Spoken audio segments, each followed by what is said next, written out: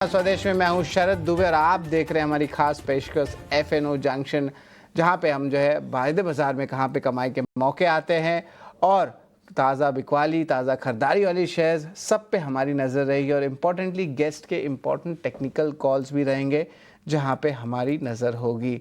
लेकिन चलिए एक बार बाज़ार के रुख ले लेते हैं। यहाँ पे देखिए तो बाज़ार में जो है निफ्टी लगातार दूसरे दिन जो है गिरावट देखने मिल रही है और अब देखिए 24,900 लेवल्स के नीचे जो है गिरावट है। 225 पॉइंट्स की गिरावट अभी करंटली देखने मिल रही है। डेज लो पे जो है निफ्टी ट्रेड कर रहा है। निफ्टी बैंक की भी बात करें तो यहाँ पे भी जो है आप देख सकते हैं गिरावट देखने मिल रही है और जो सपोर्ट आ रहा था आपका HDFC बैंक या ICICI बैंक से थोड़े दिन पहले, वो धीरे धीरे करके कम हो रही है। 500 पॉइंट से ज़्यादा की गिरावट जो है आपको निफ्टी बैंक में देखने मिल रहा है। डेज लो पे जो है यहाँ पे आप देख सकते हैं मोमेंटम देखने मिल रही है। लेकिन निफ्टी बैंक के अलावा एडवांस डिक्लाइन रेशियो की भी बात करें तो कुछ खास सपोर्ट जो है नहीं आ रहा है। इंडिया विक्स में भी देखें तो थोड़ी सी अप मूव ज़रूर देखने मिली है, बट नेट जो सुबह का पोजीशन था लॉन्ग अनवाइंडिंग का, वो अब हम देख रहे हैं। लेकिन चलिए आप कैनरा बैंक पे भी थोड़ा फोकस डाल देते हैं। रेपो रेट कट से निम में गिरावट आई है। इस तिमाही में भी निम में दबाव दिख रहा है। चलिए इसके थोड़े डिटेल्स लेते हैं। नीम मार्जिन डिक्लाइन होने का रीजन है 100 basis point repo rate cut, जो हमारे around 40% external benchmark link loan है वो इमिडिएटली पास ऑन हो गया वेरी नेक्स्ट डे। तो बिकॉज ऑफ दैट ये नीम थोड़ा डाउन आया है एंड आगे नीम स्टेबलाइज होने का इस क्वार्टर में भी थोड़ा स्ट्रेस रहेगा। जब तक डिपॉजिट रीप्राइस होना स्टार्ट नहीं हुआ तब तक नीम थोड़ा सा प्रेशर में रहेगा, बट मेरा उम्मीद है कि मेरा नीम बिटवीन 3.15 टू 3.30 स्टेबलाइज होगा।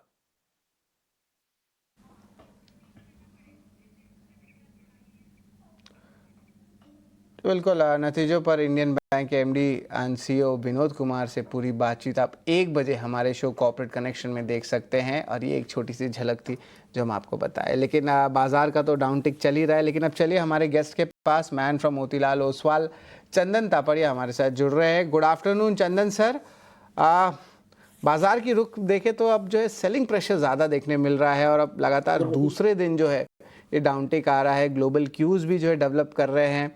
किस तरह आप देख रहे हैं निफ्टी बैंक को और यहाँ पे क्या रणनीति होनी चाहिए करंटली? जी नमस्कार। देखिए बाजार में कल के दिन जो निफ्टी 25,250 को नहीं निकल पाया, उसकी वजह से एक सेल ऑफ देखने को मिला और लगभग 400 पॉइंट का डिक्लाइन इंडेक्स में ऊपरी स्रोत से देखने को मिला है। पिछले कुछ दिनों से इंडेक्स 25,000 के लेवल को संभालने का प्रयास कर रहा था, बट आज जिस हिसाब से 25,000 के नीचे डिसाइसिवली होल्ड कर रहा है, बुल्स के लिए थोड़ा सा टेंशन हो रहा है यहाँ पे। और उससे ज्यादा ये कंसर्न है कि 50 डे एक्सपोनेंशियल मूविंग एवरेज के नीचे इंडेक्स सस्टेन हो रहा है। तो इंडेक्स को 25,000 के ऊपर निकालना बहुत जरूरी है।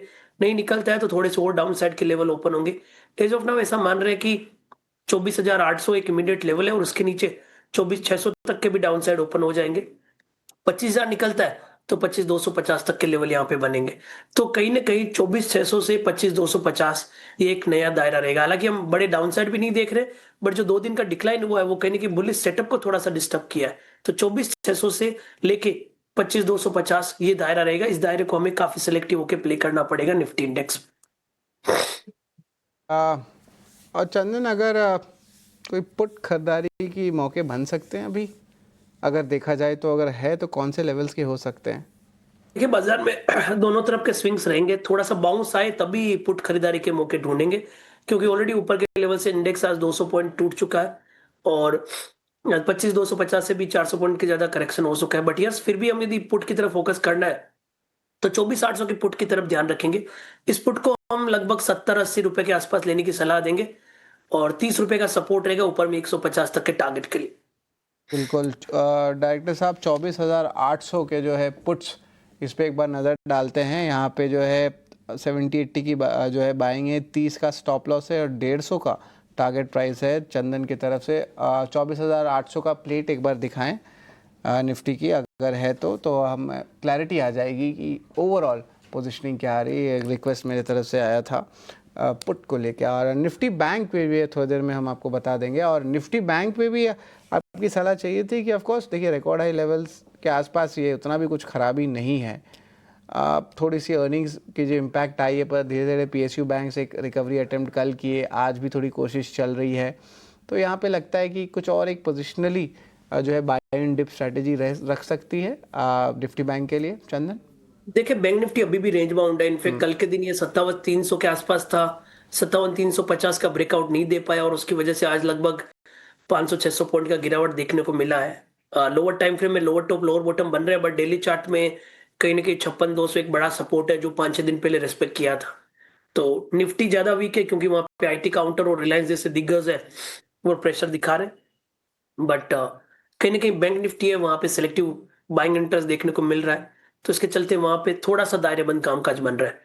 बट ध्यान रखें 56,200 से लेके 57,200 ये ट्रेडिंग बैंड बैंक निफ्टी में रहेगा। बट आज का जो स्ट्रक्चर है और अर्ली कैंडल्स है वो थोड़ा सा लोअर टॉप लोअर बॉटम बना रहे हैं, तो उसके चलते 57,000 हर्डल का भी काम कर सकता है, 56,200 सपोर्ट का काम कर सकता है। ये बिल्कुल यहाँ पे निफ्टी बैंक की जो इम्पोर्टेंट रणनीति चंदन की तरफ से लेकिन एक छोटा सा जो है हम ताज़ा खरीदारी वाले शेयर्स की तरफ अब चलते हैं।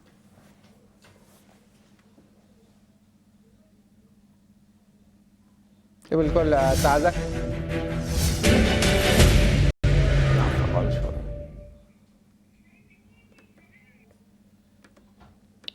ये बिल्कुल ताज़ा खरीदारी वाले शेयर्स पे भी अब चलते हैं और यहाँ पे जो है ऑफ कोर्स देखेंगे, कुछ स्टॉक्स के बारे में बात करते हैं।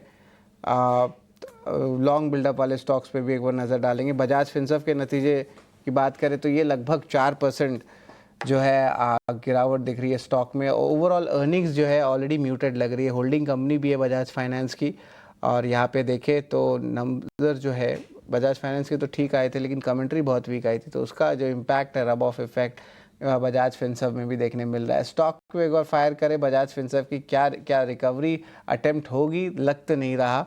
अगर अर्निंग्स की बात करें, होल्डिंग कंपनी है, इंश्योरेंस की बिज़नेस है, और हाल ही में अलायंस के साथ भी धीरे धीरे करके इनकी बिज़नेस जो है वो ख़त्म हो रही है। तो कुछ स्टॉक में तो मोमेंटम नहीं दिख रहा है, गिरावट पे ही जो स्टॉक है ऑलमोस्ट 2000 लेवल्स के नीचे है। चंदन, एक बार बजाज फिनसर्व पे आपकी राय लूँगा।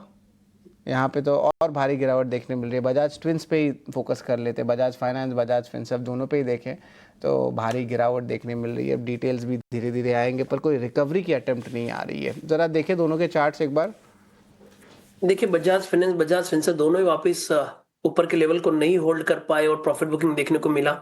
बजाज फाइनेंस इनफैक्ट 2 दिन पहले इसने ट्राई किया था 980 के हर्डल को पार करने के लिए, 974 तक गया था FNO में, और केस मार्केट में देखो तो ये कहीं ना कहीं 970 के लेवल को नहीं सरपास कर पाया और सेलिंग देखने को मिला। तो वापस एक बड़ा दायरा यहाँ पे बनता हुआ नजर आएगा। नीचे में कहीं ना कहीं 880 के आसपास का सपोर्ट, ऊपर में 970 का हर्डल। सो आई थिंक 880 के सपोर्ट को ध्यान में रखना चाहिए आपके पास यदि कोई पोजीशन है तो।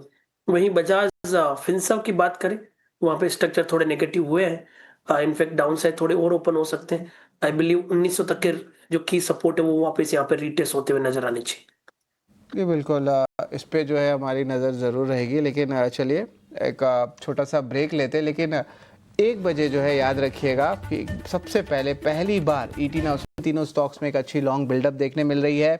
चंदन sir, Zydus life of course देखेंगे कि फार्मा में एक अच्छी अपमूव देखने मिल रही है। कोफोज में कह सकते हैं कि रिलीफ रैली आ रही है कल के सेलिंग के बाद, तो कुछ खास जो है मोमेंटम जो है उतना नहीं दिख रहा है टाइप से, आप कह सकते हैं थोड़ी शॉर्ट कवरिंग भी हो रही है।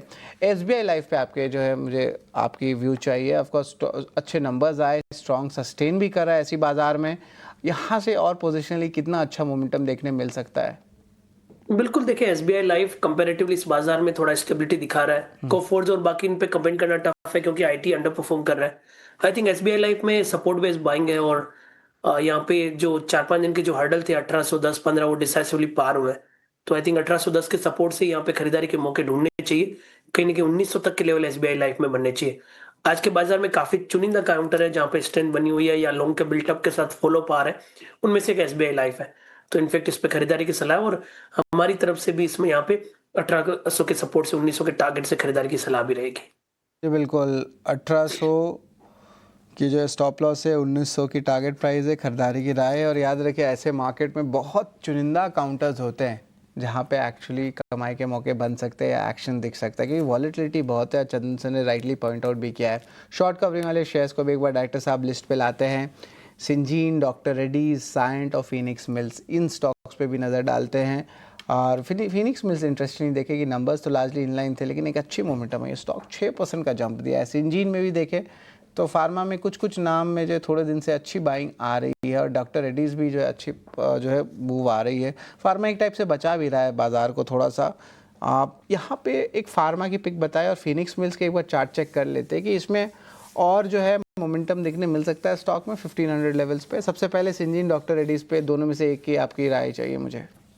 देखिए फार्मा कहीं ना कहीं थोड़ा सा सेफ्टी नेट का काम कर रहा है, और सबसे पहले डॉक्टर रेड्डी की बात करें तो डेली और वीकली चार्ट में एक फॉलिंग जो चैनल था उसका ब्रेकआउट देने के लिए तैयारी कर रहा है, और 2-3 दिन पहले 1230 के बॉटम बना के कहीं ना कहीं एक पॉजिटिव मोमेंटम इस काउंटर में देखने को मिल रहा है। 2 दिन पहले काफी अच्छे वॉल्यूम सर्ज हुए थे, तो यहाँ पे पॉजिटिव राय रहेगी।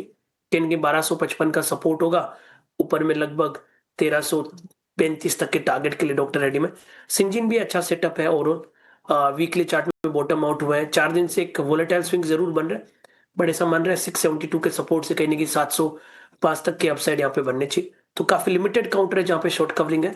आई बिलीव कुछ फार्मा काउंटर में ध्यान रखना चाहिए, और डॉक्टर रेड्डी और सिंजिन में तो अच्छा सेटअप है।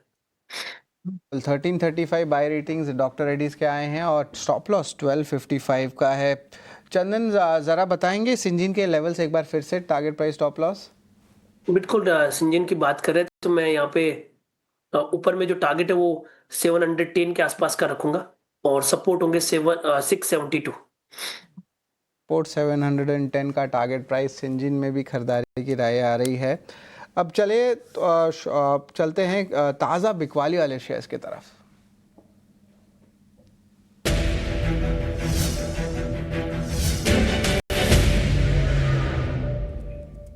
आज लिस्ट ताज़ा बिकवाली वाले शेयर्स पे देखें तो शॉर्ट बिल्डअप में एम्फेसिस आया है, एल&टी आया है, एक्सिस बैंक और एचयूएल यहाँ पे जो है देखने मिले। देखिए यहाँ पे बहुत डाइवर्जेंट ट्रेंड्स देखने मिल रहा है।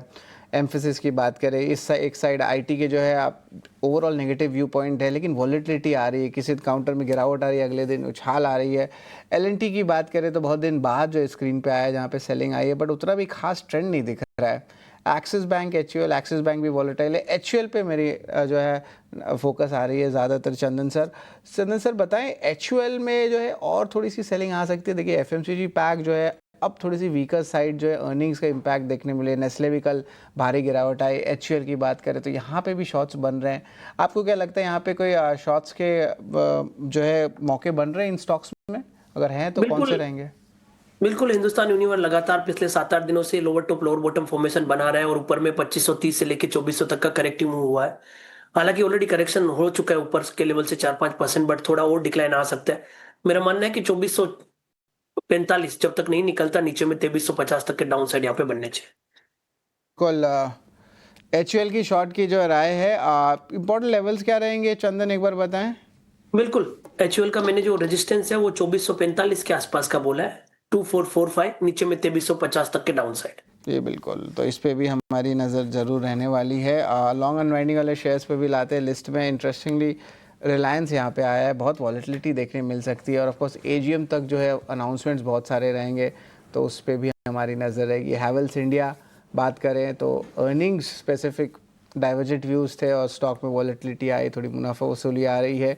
कुछ खास ट्रेडिंग बेट यहाँ बन नहीं रहा है to be honest. RBL bank में भी देखिए मुनाफा वसूली शुरू हो गई है।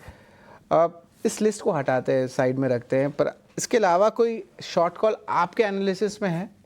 बिल्कुल, मैं यहाँ पे एचएएल हिंदुस्तान एरोनॉटिक्स लिमिटेड पे बिकवाली की सलाह दूंगा।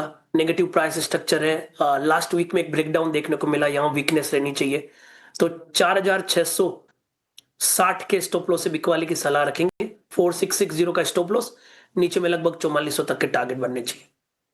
44 के जो टारगेट है वो बन सकते हैं, और यहाँ पे नज़र रखेंगे। इसके भी शॉर्ट कॉल आ रहे हैं, तो 2 शॉर्ट कॉल्स भी आए हैं इस मार्केट में, एचयूएल और एचएएल। दोनों ही एच हैं और दोनों ही शॉर्ट कॉल्स दिए गए हैं चंदन की तरफ से। लेकिन चंदन, आपके कौन से टेक्निकल पिक्स रहेंगे ये बताएं। बिल्कुल, इस मार्केट में काफी लिमिटेड ट्रेड रहेंगे, तो मैं 2 ही काउंटर जो अभी डिस्कस किए उन्हीं की तरफ जाना चाहूंगा। एचएएल बिकवाली की सलाह रखेंगे हम।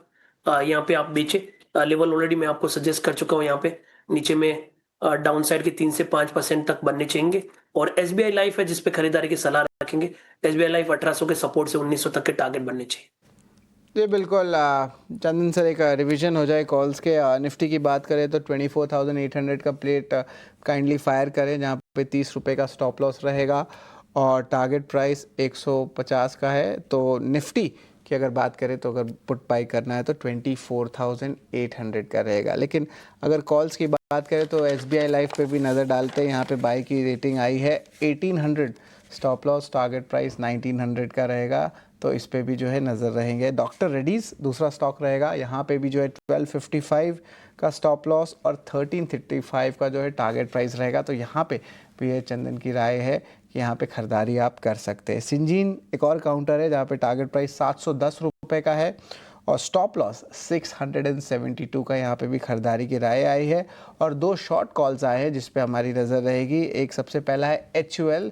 डायरेक्टर साहब, HUL का जो शॉर्ट कॉल है उसके इंपॉर्टेंट लेवल्स हमारे स्क्रीन पे लेके आए तो हमें पता चलेगा कि यहाँ पे कितने इंपॉर्टेंट लेवल से कॉल करने के लिए सेलिंग की राय आई है HUL के लिए और HAL के लिए। दोनों को फायर करें डायरेक्टर साहब, इंपॉर्टेंट लेवल्स, तो हमें क्लैरिटी देखने मिलेगी। टारगेट प्राइस 2350 का है, स्टॉप लॉस 2445 का HUL का है। और HAL की बात करें तो HAL में भी जो है शॉर्ट की रणनीति आई है। डायरेक्टर साहब, टारगेट प्राइस स्टॉप लॉस ज़रा फायर करें।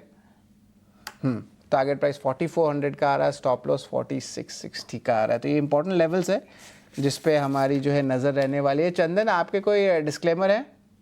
बिल्कुल। देखिए, बाजार में ऊपर के लेवल से गिरावट है तो जो भी पोजीशन ले, रिस्क रिवॉर्ड रेशियो ध्यान रखे और स्ट्रिक्ट स्टॉप लॉस फॉलो करें। उसके अलावा जो काउंटर हम डिस्कस कर रहे हैं, आई थिंक काफी ट्रेड्स हम अपने क्लाइंट्स को एडवाइज कर चुके हैं। जी बिल्कुल। धन्यवाद चंदन, आपकी व्यूज़ आए एफएनओ जंक्शन। और ऐसे बाज़ार में भी जो है जहाँ पे स्टॉक पिकिंग स्किल्स बहुत मायने रखते हैं और आपने निकाले, तो इसके लिए बहुत धन्यवाद। Thank you very much Chandan for joining with us. और आज के लिए बस वायदे बाज़ार में एक्शन है और एफएनओ जंक्शन में आप जुड़े रहें। बस आज के लिए इतना ही।